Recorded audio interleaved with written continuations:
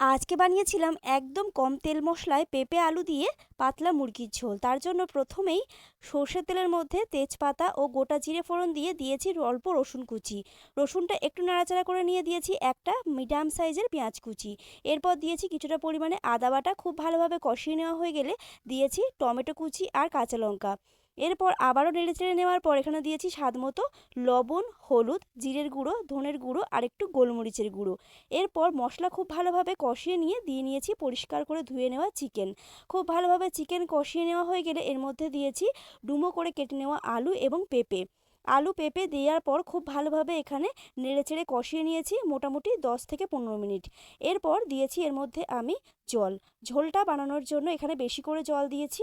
তারপর ফুটে এলে খুব ভালোভাবে আলু পেঁপে চিকেন সেদ্ধ হয়ে গেলে একটু গরম মশলার গুঁড়ো দিয়ে নামিয়ে নিয়েছি।